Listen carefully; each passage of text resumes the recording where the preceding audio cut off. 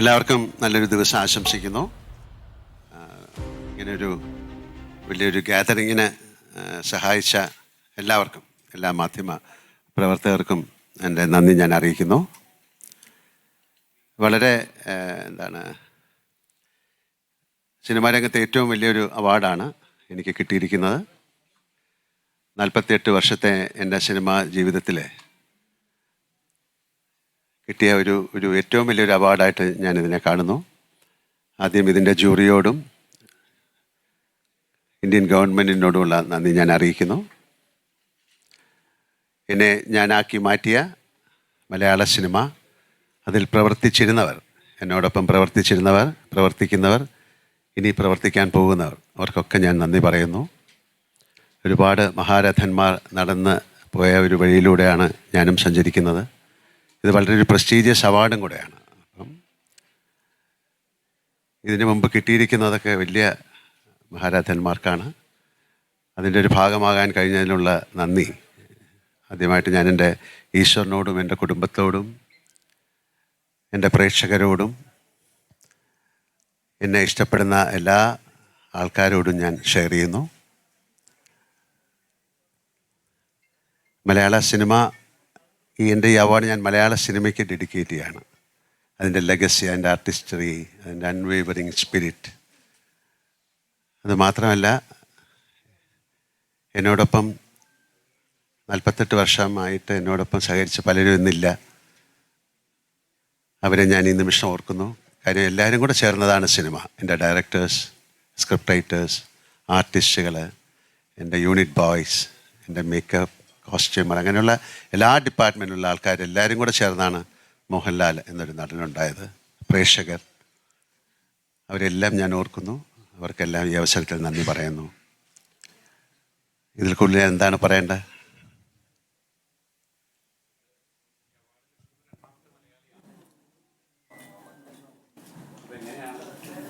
ഞാൻ പറഞ്ഞല്ലോ, രണ്ടാമത്തെ മലയാളി ഒന്നാമത്തെ മലയാളി എന്നുള്ളതല്ല. ഈ അവാർഡ് ഒരു ഇന്ത്യൻ സിനിമയിലെ ഏറ്റവും വലിയൊരു അവാർഡ് ഈ മലയാള സിനിമയ്ക്ക് കിട്ടിയതിൽ ആണ് എനിക്ക് ഏറ്റവും വലിയ സന്തോഷം. അതിൻ്റെ ഒരു ഭാഗമാകാൻ കഴിഞ്ഞു, ആ ഫ്രറ്റേണിറ്റിയിൽ വർക്ക് ചെയ്യാൻ കഴിഞ്ഞു. ഇത് ഇന്ത്യൻ സിനിമയ്ക്കുള്ളൊരു അവാർഡായിട്ടാണ് ഞാൻ വിശ്വസിക്കുന്നത്.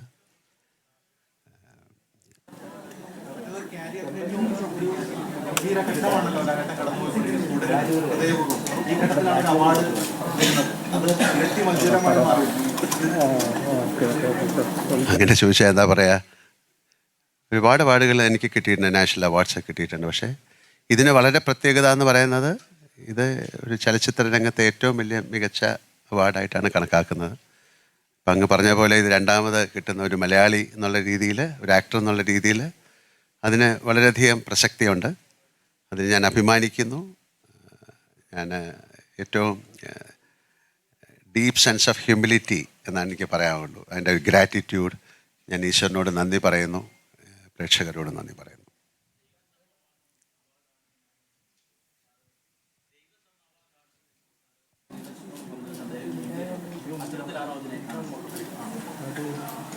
ഈശ്വരൻ, ദൈവം എന്ന് പറഞ്ഞാൽ ഒരു കോൺസെപ്റ്റിലാണ് ഞാൻ പറഞ്ഞത്.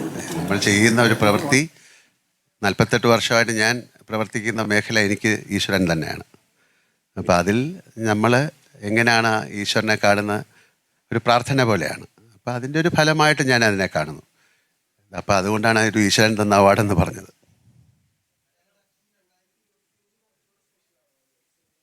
എല്ലാ വർഷവും നല്ലതാണ്. അങ്ങനെ 2025 എന്നൊരു വർഷമില്ല. ഞാൻ പറഞ്ഞല്ലോ, നമ്മുടെ ഇതിനു മുമ്പും ഒരുപാട് സൂപ്പർ ഹിറ്റ് സിനിമകളും ഒരുപാട് നല്ല കാര്യങ്ങളും ജീവിതത്തിൽ ഉണ്ടായിട്ടുണ്ട്. അപ്പം ഇത്രയും വർഷത്തെ ഒരു യാത്രയിൽ ഈ നിമിഷം, ഈ അവാർഡ് എന്ന് പറയുന്നത് വളരെ പ്രത്യേകതയുള്ളതാണ്.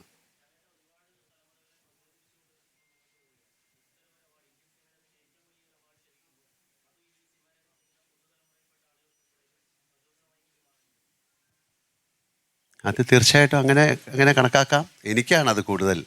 പുതിയ തലമുറ പഴയ തലമുറ എന്നുള്ളതല്ല.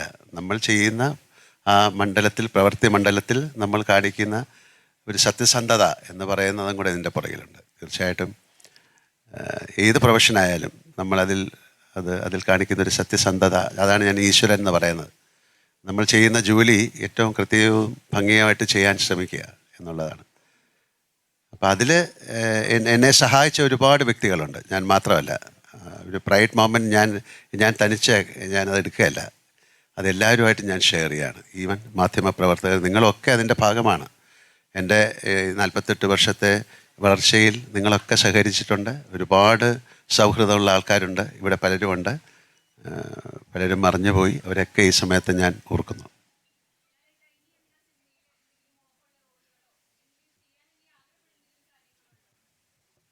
അങ്ങനെയുള്ള കാര്യങ്ങൾ ആലോചിച്ചാൽ ഒരുപാടുണ്ടാകും, പക്ഷെ അങ്ങനെ ആലോചിച്ചുകൊണ്ട് മാത്രം അത് സാധിക്കില്ലല്ലോ, അത് സംഭവിക്കണം. അപ്പോൾ അങ്ങനത്തെ റോളുകൾക്ക് വേണ്ടിയിട്ടുള്ള ആഗ്രഹങ്ങളില്ല. നല്ല സിനിമ ചെയ്യണം, നല്ല ആൾക്കാരുമായിട്ട് സഹകരിക്കണം എന്നുള്ള ആഗ്രഹമുണ്ട്. അപ്പോൾ അത് സംഭവിക്കട്ടെ. അതിന് വേണ്ടിയിട്ട് ഞങ്ങൾക്ക് പ്രൊഡക്ഷനുണ്ട്, അതുകൊണ്ട് ഞങ്ങൾക്കൊരു വലിയ സിനിമ, ഇഷ്ടമുള്ള സിനിമ എടുക്കാൻ പറ്റില്ല. അതൊരു കൂട്ടായ്മയാണ്, ഒരാളുടെ ഒരു ബുദ്ധിയിൽ നിന്നുണ്ടായി, അതൊരു പേനാത്തുമ്പിലൂടെ പേപ്പറിലായി ഒരുപാട് പ്രോസസ്സാണ്. അപ്പോൾ അതാണ് ഞാനൊരു ഗ്രാറ്റിറ്റ്യൂഡ് എന്ന് പറയുന്നത്. ആ ഒരു നന്ദി നമ്മുടെ പ്രൊഫഷനോട് കാണിച്ചാൽ തീർച്ചയായിട്ടും അതൊരു ആക്ടറെ സംബന്ധിച്ചിടത്തോളം നല്ല റോള് കിട്ടുക എന്ന് പറയുന്നൊരു ഭാഗ്യമാണ്. അപ്പം എന്നെ സംബന്ധിച്ചിടത്തോളം അങ്ങനെ ഒരുപാട് ഭാഗ്യങ്ങളുണ്ട്. ഇപ്പം ഒരുപക്ഷെ ഇന്ത്യയിലെ ഏറ്റവും വലിയ നടന്മാരോട് അഭിനയിക്കാൻ സാധിച്ച വളരെ അപൂർവം പേരിൽ ഒരാളാണ് ഞാൻ. പ്രേം നസീർ സാറായാലും, ശിവാജി ഗണേശനായാലും, നാഗേശ്വർ റാവു ആയാലും, അമിതാഭ് ബച്ചനായാലും, രാജ്കുമാർ സാറൊക്കെ ആയിട്ട് വളരെയധികം ബന്ധമുള്ള ഒരാളാണ്. ഇപ്പം Thikkurissy sir, SP Pillai sir, അങ്ങനെയൊക്കെ വളരെ അടൂർ ഭാഷ സാർ, അങ്ങനെ ഒരുപാട് ഗുരു കാരണവന്മാരുടെ സ്നേഹവും ഒരു ഗുരുത്വവും ഉള്ള ഒരാളായിട്ടാണ് ഞാൻ വിശ്വസിക്കുന്നത്. അപ്പോൾ അവരുടെയൊക്കെ ഒരു ബ്ലെസ്സിങ്സ് ഇതിൻ്റെ പുറകിലുണ്ടെന്ന് ഞാൻ വിശ്വസിക്കുന്നു. അതുപോലെ തന്നെയാണ് ഡയറക്ടേഴ്സും, അതുപോലെ തന്നെയാണ് എൻ്റെ കൊളീഗ്സും.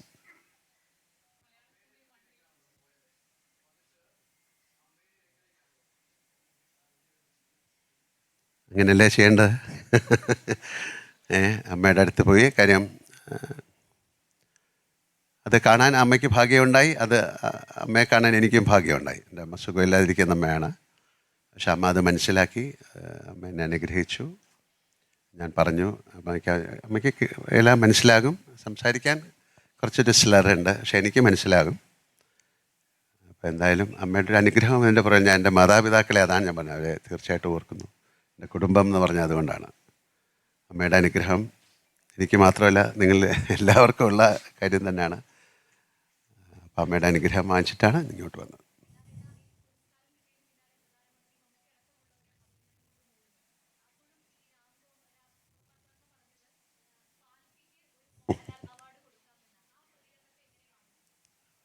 അദ്ദേഹം എപ്പോഴും വലിയ തമാശകൾ പറയുന്ന ആളല്ലേ അല്ലേ?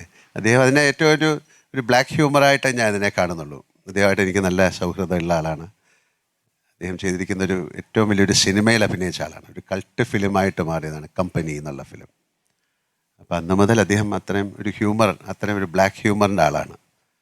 അപ്പോൾ എല്ലാവരും പറയിൽ നിന്ന് വ്യത്യസ്തമായിട്ട് രാം ഗോപാൽ വർമ്മ ചിന്തിച്ചു പറഞ്ഞു എന്നേ ഉള്ളൂ. അദ്ദേഹം അത് വളരെ സീരിയസ് ആയിട്ടൊന്നും മീൻ ചെയ്തതായിട്ട് ഞാൻ വിചാരിക്കുന്നില്ല.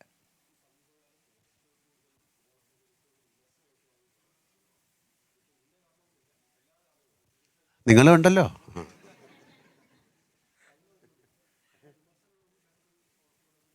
അതൊക്കെ വിമർശനങ്ങൾ ആ സമയമല്ലേ, ഞാൻ ഇതെല്ലാം എൻ്റെ തോളത്ത് ഏറ്റി നടക്കുന്ന ഒരാളല്ല. അത് ആ സമയം കഴിഞ്ഞു.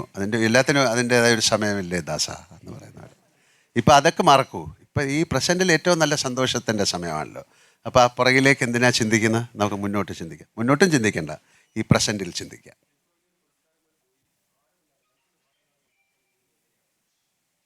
അതാണ് പറയുന്നത്. ഞാൻ ഈ നിമിഷത്തെക്കുറിച്ച് ഞാൻ ആലോചിക്കുന്നത്. ഈ നിമിഷം ഏറ്റവും മനോഹരമായിട്ട് നിങ്ങൾ ചോദിക്കുന്ന ചോദ്യങ്ങൾക്ക് ഉത്തരം പറഞ്ഞുകൊണ്ടിരിക്കുകയാണ്. അല്ലാതെ പുറകിലേക്ക് നമ്മൾ എന്തിനാ ചിന്തിക്കുന്നത്? എല്ലാം കഴിഞ്ഞു പോയ കാര്യമാണല്ലോ. നാളെ കുറിച്ചും ചിന്തിക്കാൻ പാടില്ലെന്ന്, പക്ഷേ നാളെക്കുറിച്ച് ചിന്തിക്കണം. നാളെ എത്ര മണിക്കാണ് എൻ്റെ ഫ്ലൈറ്റ്? നാളെ ഞങ്ങൾ ദൃശ്യം 3 തുടങ്ങുന്ന ദിവസമായിരുന്നു. നാളെ ഞങ്ങൾ രാവിലെ തുടങ്ങും. അത് കഴിഞ്ഞ് എനിക്ക് ഉച്ചയ്ക്ക് പോകണം, എന്ത് ഡ്രസ്സ് ഇടണം, അങ്ങനെയൊക്കെയുള്ള കാര്യങ്ങളുണ്ടല്ലോ. അതൊക്കെ ആലോചിച്ചുകൊണ്ടിരിക്കുകയാണ്. എന്നിട്ട് അവിടെ 23rd ഏറ്റവും വലിയൊരു പ്രസ്റ്റീജിയസ് മൊമെൻ്റ് അല്ലേ, അവിടെ ആ ഡയസിൽ പോയിട്ട്. ഇതിനു മുമ്പേ ഞാൻ വാങ്ങിച്ചിട്ടുണ്ട്. എനിക്ക് ഏതാണ്ട് 5 പ്രാവശ്യം കിട്ടിയിട്ടുണ്ട്. ഏതാണ്ട് 5 പ്രാവശ്യത്തോളം, 5-ൽ കൂടുതൽ, 7-8 പ്രാവശ്യം ടൈ വന്ന് പോയിട്ടുണ്ട്.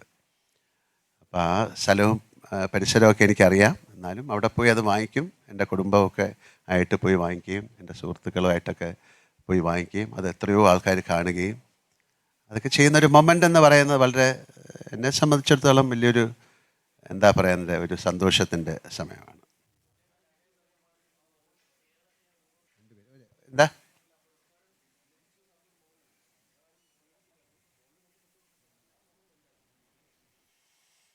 എപ്പോഴും അങ്ങനെയുള്ളൊരു കാര്യം വരുമ്പോൾ നമുക്ക് ആദ്യം അത് വിശ്വസിക്കാൻ പറ്റില്ലല്ലോ. എന്നെ പ്രൈം മിനിസ്റ്റർ ഓഫീസിൽ നിന്നാണ് വിളിക്കുന്നത്. ഞാൻ ഒരു ഷൂട്ടിൻ്റെ അകത്തായിരുന്നു. അപ്പോൾ അവർക്കിത് പറഞ്ഞ് ഓക്കെ ആണോ എന്ന് ചോദിക്കണം അല്ലേ. നമുക്കത് ആ കൺസെൻറ്റ് കിട്ടിയാലേ അവർക്ക് അനൗൺസ് ചെയ്യാൻ പറ്റുള്ളൂ. അപ്പോൾ അത് ആദ്യം നമുക്കത് നമ്മൾ സ്വപ്നത്തിൽ പോലും ചിന്തിക്കാത്തൊരു കാര്യമാണല്ലോ അല്ലേ. ഒരു വൈൽഡ് ഡ്രീമിൽ പോലും അല്ലേ, ഒരു ഇൻസെയിൻ ഡ്രീം, നമ്മൾ കാണുന്ന ഒരു സ്വപ്നത്തിൽ പോലും ഇല്ലാത്തൊരു കാര്യം സംഭവിക്കുമ്പോൾ ഉണ്ടാകുന്നൊരു എന്താ അവർ പറയുന്നത്, അതിനൊരു ആ ഒരു മൊമെൻ്റ് എന്ന് പറയുന്നത് അങ്ങനെ നമുക്ക് നിർവചിക്കാൻ പറ്റില്ല. എന്നാലും ഒരു സത്യമാണോ അല്ലയോ എന്ന് നമ്മൾ ചിന്തിച്ചു പോകുന്നൊരു മൊമെൻ്റാണ്. അപ്പോൾ ഒരു പ്രാവശ്യം കൂടെ ചോദിക്കും എന്താണ് ഒന്നുകൂടെ പറയുമെന്ന് കാര്യം ഒന്നുകൂടെ കൺഫേം ചെയ്യാൻ. അപ്പോൾ എനിക്ക് ആദ്യത്തെ ഒരു നാഷണൽ അവാർഡ് കിട്ടിയപ്പോൾ എന്നെ വിളിച്ചു പറഞ്ഞപ്പോൾ ഞാൻ ഒന്നുകൂടെ പറയാൻ പറഞ്ഞു. കാര്യം അത് സത്യമാണോ എന്ന്. കാര്യം ഇതൊരു വളരെ പരമോന്നത ബഹുമതി എന്നൊക്കെ വേണമെങ്കിൽ പല പത്രക്കാർ എഴുതിയതിൽ നിന്നാണ് ഞാൻ പറയുന്നത് ആ വാക്ക്. അങ്ങനെ വലിയൊരു ബഹുമതിയായിട്ട് ഞാൻ കാണുന്നില്ല. ഇതെല്ലാവർക്കും ഷെയർ ചെയ്യാൻ ഞാൻ ആഗ്രഹിക്കുന്ന ഒരു ബഹുമതിയാണ്. ഒരു മലയാള സിനിമയ്ക്കുള്ളൊരു ബഹുമതിയാണ്. മലയാളത്തെ സ്നേഹിക്കുന്ന മലയാളി പ്രേക്ഷകരെ അല്ലെങ്കിൽ മലയാള സിനിമയ്ക്കൊക്കെ ഉള്ളൊരു ബഹുമതിയായിട്ടാണ് ഞാൻ കാണുന്നത്. ആരും എന്തോ ചോദിച്ചു.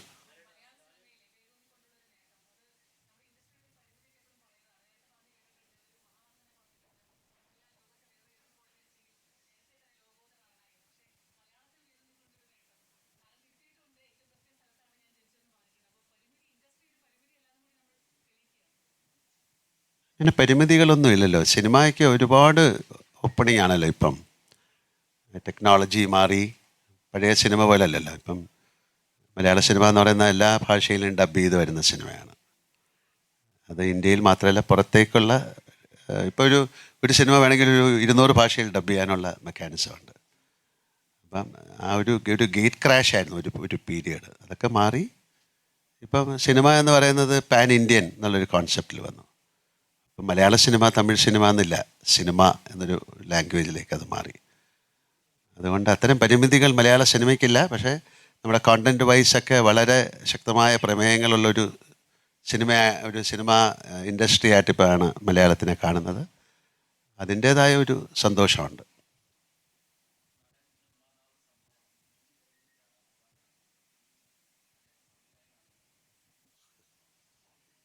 ഇപ്പോൾ ഈ പ്രസൻറ്റ് മൊമെൻറ്റിൽ ചോദിച്ചാൽ ഇപ്പം എനിക്കൊന്നും പറയാനില്ല. ബാക്കി ഞാൻ നിർമ്മിക്കുന്ന ആളാണ്.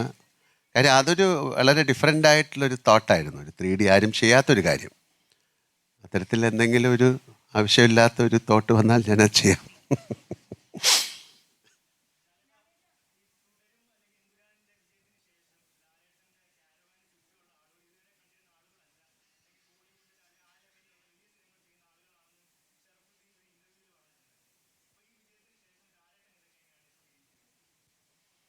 ഷറഫുദ്ദീനെ ഞാൻ അതിൻ്റെ അടുത്തൊന്നും കണ്ടില്ല. അങ്ങനെയല്ല, എപ്പോഴും അങ്ങനെയല്ലോ. വിജയം എന്ന് പറയുമ്പോൾ ഒരു സക്സസ്ഫുൾ ആയി മാറുമ്പോഴാണല്ലോ ഒരുപാട് അതിലേക്ക് ബാക്കി ആൾക്കാർ ഓടിയെത്തുന്നത്. സിനിമ ഒരു വിഷ്യസ് സർക്കിളാണ്, ഒരു മാജിക്കാണ്. നമുക്കതിനെക്കുറിച്ചൊന്നും പറയാൻ പറ്റില്ല. 2 സിനിമ സക്സസ് ആയാൽ അത് ഭയങ്കരമായിട്ട് എലിവേറ്റ് ചെയ്യും. ഒരു സിനിമ മോശമായാൽ അത് വീണ്ടും താഴേക്ക് വരും. അതൊരു പ്രത്യേക ഒരു സൈക്കിളാണ്. അപ്പോൾ അതിൻ്റെ അകത്ത് 48 വർഷം നിൽക്കുക എന്ന് പറയുന്നത് ഒരു വലിയ സർക്കസാണ് അല്ലേ. അതൊരു സർക്കസ് പോലെയാണ്. നമ്മൾ ട്രപ്പീസ് അല്ലേ, അത് വളരെ വിദഗ്ധമായിട്ട് നമ്മളെ താങ്ങി നിർത്താൻ ഒരുപാട് പേര് ഉണ്ട്. നമ്മുടെ കൂടെ സഞ്ചരിക്കുന്ന ഒരുപാട് പേരുണ്ട്. അതുകൊണ്ടാണ് നല്ല സിനിമകൾ ഉണ്ടാകണമെന്ന് പറയുന്ന ഒരു ആർട്ടിസ്റ്റിന്. അപ്പോൾ അങ്ങനെ തുടരും. അതെൻ്റെ ജീവിതത്തിലെ ഏറ്റവും വലിയൊരു സിനിമയായിട്ട് മാറി. വളരെ സക്സസ്ഫുൾ ഫിലിമാണ് എമ്പുരാൻ, അതുപോലെ ഹൃദയപൂർവ്വം. ഇനി വരാനിരിക്കുന്ന സിനിമ എല്ലാം മഹത്തരമായ സിനിമ എന്നൊന്നും ഞാൻ അവകാശപ്പെടുന്നില്ല. അതിലും അത്തരം നല്ല സിനിമകൾ ഉണ്ടാകട്ടെ എന്ന് പ്രാർത്ഥിക്കാൻ പറ്റുള്ളൂ.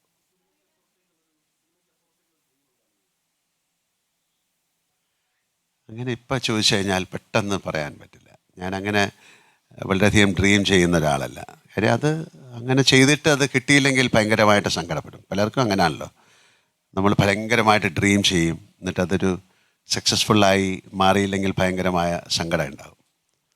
ഞാൻ വളരെ കുറച്ച് ഡ്രീം ചെയ്യുന്ന ആളാണ്. നമുക്ക് കിട്ടുന്ന എന്താണ് നിങ്ങളുടെ ഒരു സോഷ്യൽ കമ്മിറ്റ്മെൻ്റ് എന്ന് പറഞ്ഞാൽ, എന്നോട് ചോദിച്ചാൽ എനിക്ക് കിട്ടുന്ന ജോലി അത് ക്യാരക്ടർ ഏറ്റവും നന്നായി ചെയ്യാൻ ശ്രമിക്കും. നന്നായി ചെയ്യുമെന്ന് ഞാൻ പറയില്ല, കാര്യം ശ്രമിക്കും. ആ ശ്രമം സക്സസ്ഫുള്ളായാൽ നിങ്ങൾ അക്സെപ്റ്റ് ചെയ്യും. അപ്പോൾ അതിന് നമ്മുടെ കൂടെ ഒരുപാട് പേര് സഹായിക്കാനുണ്ടാകണം. തനിച്ചൊരു സിനിമ ചെയ്യാൻ പറ്റില്ല.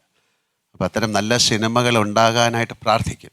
നല്ല സിനിമകൾ ഉണ്ടാകട്ടെ. എനിക്ക് മാത്രമല്ല, നല്ല സിനിമകൾ ഉണ്ടാകണം. മലയാള സിനിമയോ അല്ലെങ്കിൽ സിനിമ ഇൻഡസ്ട്രിയുടെ ചക്രം മുന്നോട്ട് തിരിയണമെങ്കിൽ നല്ല നല്ല സിനിമകൾ ഉണ്ടാകണം. നല്ല നല്ല എഴുത്തുകാരുണ്ടാവണം, സംവിധായകരുണ്ടാകണം. അപ്പോൾ അതിന് വേണ്ടിയിട്ടൊരു കൂട്ടായ ശ്രമത്തിൻ്റെ ഭാഗമായി മാറാൻ ഞാൻ തയ്യാറാണ്. അങ്ങനെ എനിക്ക് പറയാൻ പറ്റും. അതാണ് എൻ്റെ സ്വപ്നം. ആ ഏ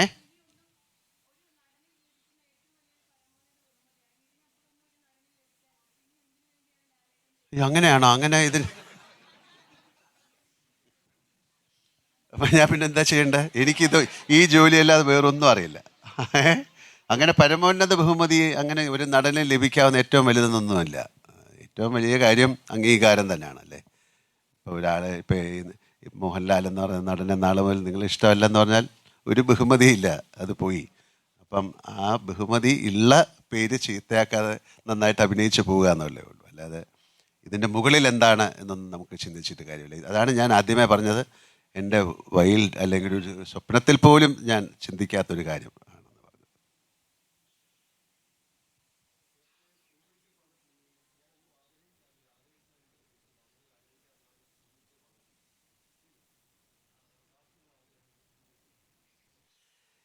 മുമ്പൊരിക്കൽ പറഞ്ഞ കാര്യം ഇപ്പം എന്നോട് ചോദിച്ചാൽ ഞാൻ വേറെ തരത്തിൽ പറയും. അന്ന് മുമ്പൊരിക്കലല്ലേ? അല്ല, ശരിക്കും സത്യമായിട്ടാണ് ഞാൻ പറഞ്ഞ കാര്യം ഒരിക്കൽ കൂടെയാണ് ഞാൻ പറയുന്നത്. അങ്ങനെ പ്രത്യേകിച്ചൊരു വലിയ ഡിസയർ ഇല്ല. അതാണ് ഡിസയർ എന്ന് പറയുന്നത്.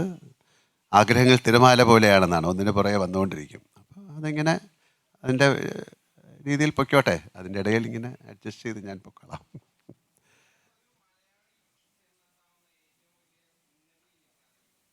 അങ്ങനെ മലയാളി എന്നില്ലല്ലോ സിനിമയിൽ. അതാണ് സിനിമ എന്നുള്ള ഒരു, ഞാൻ പറഞ്ഞ ഒറ്റ ലാംഗ്വേജേ ഉള്ളൂ. ഞാനിവിടെ അതിൻ്റെ ഭാഗമായെന്നേ ഉള്ളൂ. അതിൻ്റെ ഏറ്റവും ഹയസ്റ്റ് അങ്ങനെയല്ല, ഒരു പിനാക്കിൾ എന്ന് പറയുന്നത് ഇല്ലല്ലോ. ജനിത്ത് എന്നൊക്കെ ഒരു വാക്കാണ്. ഏറ്റവും ഹയസ്റ്റിൽ പോയി കഴിഞ്ഞാൽ പിന്നെ എന്ത് ചെയ്യുക? ഞാൻ അവിടെ താഴോട്ട് ചാടാം. അങ്ങനെ പറയാൻ പറ്റുള്ളൂ.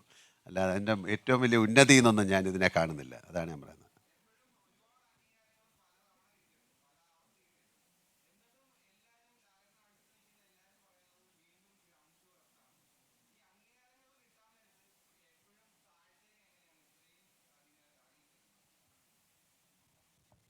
പിന്നെ മുകളിലേക്ക് കയറുമ്പം കൂടെ നിൽക്കുന്നവരെ നോക്കുക. കാര്യം താഴേക്ക് ഇറങ്ങുമ്പോഴും അവരുണ്ടാവും സപ്പോർട്ട് ചെയ്യാൻ. അല്ലെങ്കിൽ മുകളിൽ ഇവരെ നോക്കാതെ പോയി കഴിഞ്ഞാൽ താഴേക്ക് വരുമ്പോൾ ആരും നിങ്ങളെ നോക്കില്ല. അത്രയേ ഉള്ളൂ. അപ്പോൾ വളരെ സന്തോഷം, ഒരുപാട് സന്തോഷം. Thank you so much. ഈ നിങ്ങളുടെ വിലയേറിയ സമയത്തിന്, നിങ്ങളുടെ ഈ സ്നേഹത്തിന്, നിങ്ങളുടെ ഈ പ്രാർത്ഥനയ്ക്ക് ഒരുപാട് നന്ദി. Thank you.